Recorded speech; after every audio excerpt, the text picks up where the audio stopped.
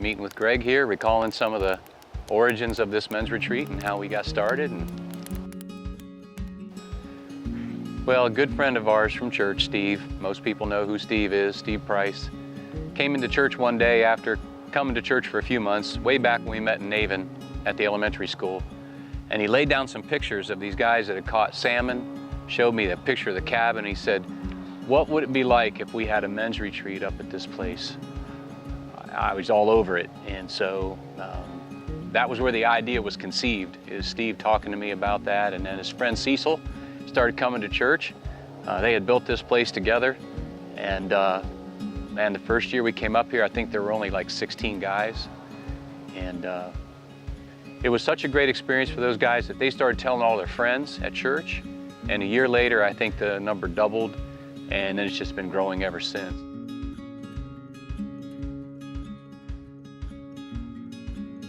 It's one thing to have Bible studies together here in this place, but to go back and hear about guys meeting together for breakfast or calling upon each other to do a chore at home, like building a deck or building a barn or gathering wood for women in the church who need it for the winter, or helping someone who's in need. And those connections that are made up here not only have an impact in the individual relationships, but in the church family, as whole families become friends because of the men that meet up here and have a friendship that began.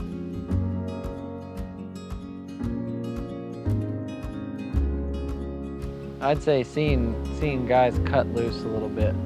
At home, you know, there's an environment that has certain rules in it, and you know, it's like those rules go out the window up here. So you got the fire time and dinner and just, you know, the camaraderie of making fun, laughing, and out of everything, I'd say that's my favorite.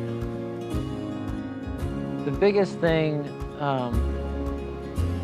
I should say this, there's space here for God to talk to people that we might not have back home.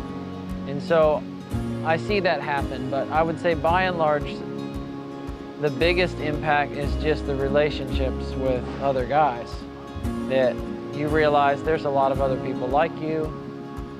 There's other people that have the same struggles. There's other people that have the same fears.